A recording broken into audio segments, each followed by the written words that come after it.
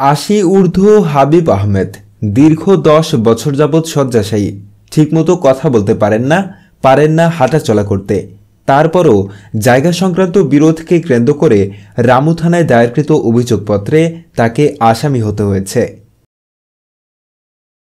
রামুর উত্তর মিঠাছড়ির বাসিন্দা ওই বৃদ্ধ এবং তার 3 প্রবাসী সন্তান শমসুদ্দোহা, বদরুদ্দোজা ও নুরুল হুদা খরিদমূলে 1769 দাগের মোট 1 একর 91 শতক জায়গার মধ্যে 46.33 শতক জমির মালিক, যার বিএস খতিয়ান চূড়ান্ত আছে।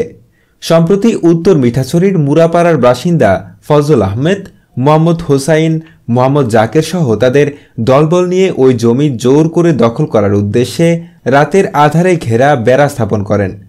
পরে ব্যবসায়ী মোস্তাক আহমেদ সহ ভুক্তভোগীদের ফাঁসানোর উদ্দেশ্যে ঘেরা বেড়া ভাঙচুর করে রামু থানায় অভিযোগ দায়ের করেছেন বলে জানান জায়গা দেখাশোনার দায়িত্বে থাকা ভুক্তভোগীদের স্বজনরা।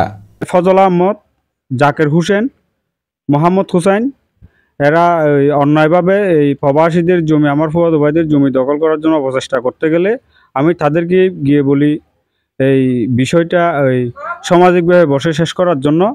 তারা এটা না করে অন্যায়ভাবে বাউন্ডারি ওয়াল করার চেষ্টা করলে আমি ক্যান্টনমেন্টে একটা অভিযোগ দায় করি।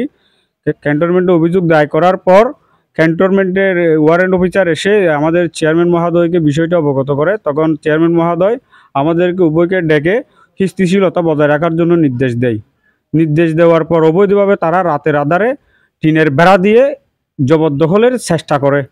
আমার এই ফুয়াব্বা দীর্ঘ 10 বছর ধরে এই চিকিৎসাধীন রয়েছেন, হার্টের রুগী, ব্রেন স্ট্রোক করেছেন, যিনি কথা বলতে পারে না, খাবার খাইতে পারে না, তার বিরুদ্ধে অভিযোগ নিয়ে রামু থানায় আমাদেরকে হয়রানি করার জন্য চেষ্টা করতেছে। জমি যেগুলা এদের হইতেছে ওগুলো আমাদের শ্বশুর অসুস্থ, উনি যখন বিদেশালা 3টা সালা আছে বিদেশে থাকে, ওই জায়গাগুলো জমি দেখাশোনা করার জন্য আমরা দায়িত্ব দিচ্ছি।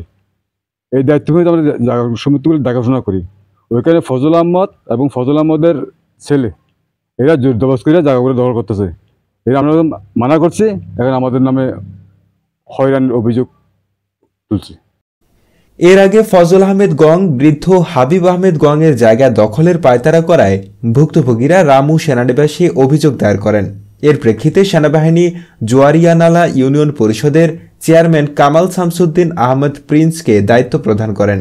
পরে ওই জমিতে স্থিতিশীলতা বজায় রাখতে উভয় পক্ষকে আদেশ দেন বলে জানান স্থানীয় ওই ইউপি চেয়ারম্যান। ওটা নিয়ে উভয় পক্ষে কালকে বসছিলাম, উভয় পক্ষকে আরো অনেক ডকুমেন্ট দরকার আমাদের দুই পক্ষেরই। তাদেরকে বলছি ডকুমেন্টগুলো তোমরা নিয়ে আসো, আমরা বসে সমাধান নেওয়ার চেষ্টা করবো। আপাতত পরে পক্ষের জন্য দেখাই দিয়ে ঘেরা বেড়া দিয়ে যাবো আছে সে সেটা এই ধরনের একটা আদেশ দিয়ে আসছি। অন্যদিকে এসব বিষয়ে সত্যতা জানতে অভিযুক্ত ফজল আহমেদের কাছে প্রশ্ন করা হলে তিনি অভিযোগ অস্বীকার করেন। এগুলো আমার অংশ, এটার হতিয়ানার মালিক সব বন্য ফরক মালিকও ইতারা কিনে দিবে নয় দিবে আই লই দিবে বাদে মালিক আই দিবে লই দিবে আর জন তো কিনে দিব মালিক ইতারা দিবে ন। তো ইতারা শুধু কি করে দে দাগ লই দখল করতে দে।